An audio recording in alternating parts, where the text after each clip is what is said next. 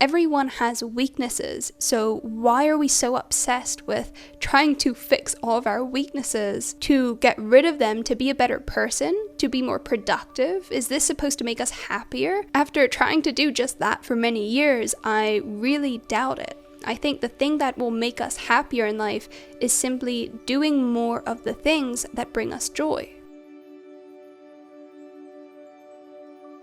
In my early 20s, I had fallen into the whole self-help culture of trying to fix and improve every aspect of your life at the same time, and while I thought that this would eventually guarantee me some sort of happiness, really, it was creating such a pressure on myself that made it feel impossible to just get out of bed in the mornings. One day, I remember calling my mom, and she gave me one very simple piece of advice. She said, "You need to make a list of all the things in life that bring you joy." I remember at the time, I started a journal. It was a brand new journal, and on the first page, I wrote things I love, and then underneath it, I started creating a list of every single thing I could think of that made me feel joy, and I ended up filling every page in this journal. These things can be as small as enjoying a warm coffee in the morning, rereading your favorite books, watching a comfort show, or even just going for a walk if that's something that brings you joy. I know this may sound so simple, but it truly is life-changing because it does two things. First, it brings your attention to all of the small and big joys in your life. And second, it gives you a document of these things. Once you have your list of things that bring you joy, you simply want to start filling your life with as many of these things as possible until you start to feel happier. And you know what? It really is that simple. I realized I had fallen into this whole idea of optimization and focusing on fixing every single problem in my life.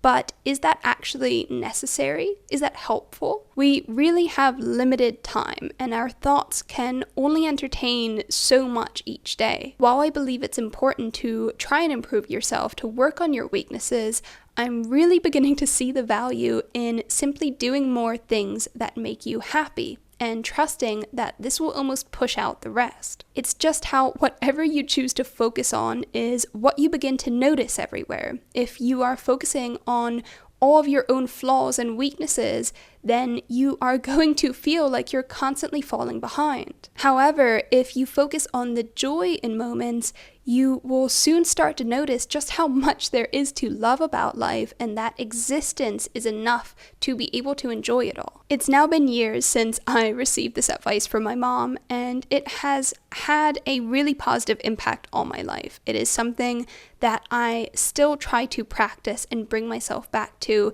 especially when I find myself falling into that fixation on everything that you see as a problem, every negative in your life. Because like I said, if that is all we are thinking about, if that is all we focus on, then that is going to shape our experience of life.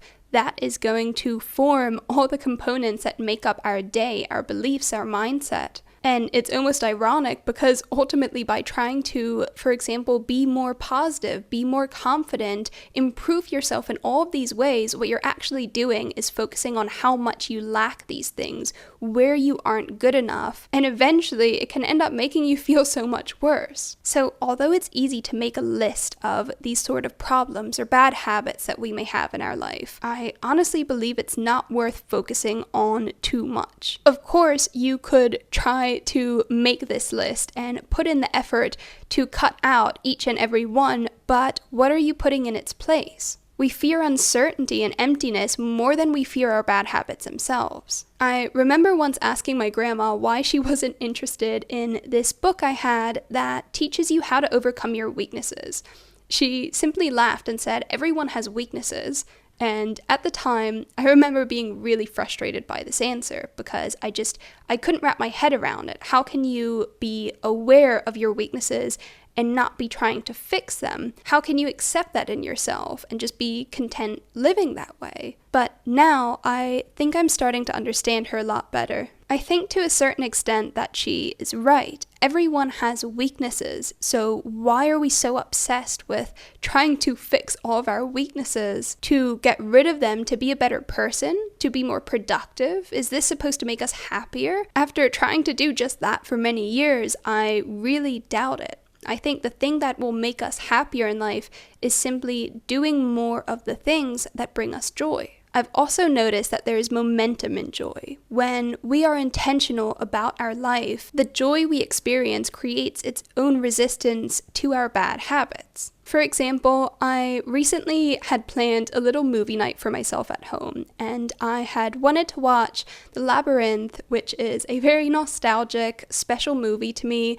I had spent all afternoon baking and preparing little snacks to have with the movie. I put on my comfiest PJs, I lit a bunch of candles, and I really wanted to enjoy this as a special movie night. And I found that by doing all of these things, by focusing on increasing the joy of the moment, I found myself placing my phone far out of reach while watching the movie, where usually I can fall into the bad habit of scrolling or getting distracted and not fully paying attention to the things that I might be doing. And I think this is the same for all little things that bring us joy. Going for walks, listening to your favorite music, wearing an outfit that you really enjoy. All of these things build that same momentum. Socrates wrote, "The secret to change is to focus all of your energy not on fighting the old, but on building the new." Like I mentioned earlier, when we try to just cut out our bad habits, we are essentially creating a void in our routine, and often we don't know how to fill this. We don't know what to do in its place, and it is so easy to then fill that with the same bad habit, or even a different bad habit, which is why I think when it comes to self-improvement, this is a good goal to have, but maybe going about it differently will have a much better effect on us and also for our self-growth in the long run. So I really recommend starting by making this list for yourself. Think of all the things in life that bring you joy, because maybe you haven't been doing enough of these things. Maybe you aren't even aware of all of the things that bring you joy. The great thing about little joys like this is that they are so easy to start adding into your life, but it takes being intentional with it. With these little things, if you do enough of them, it will soon become a big joy, and I think that is the closest thing we can find to happiness. Since I've started this journal for myself, I now have a list of all of the things that I love and that I enjoy in life, and honestly, this list feels like a better representation of me than anything else. I also realize that I used to not know a lot of these things. I used to not pay enough attention to it or even prioritize them. Instead, all I would be focusing on is what I perceive to be this endless project and list of things that I had to fix. And when this is all you think about, no wonder life feels so heavy and overwhelming, because instead of having any of these little joys to look forward to, you just feel like you're constantly not good enough. So I hope this piece of advice can also help you find more joy in life and realize that maybe you don't need to fix every problem in your life in order to be happy. Maybe you can just start doing more of the things that bring you joy. Well, I hope you enjoyed this video. Thank you so much for watching, and I will see you next time. Bye.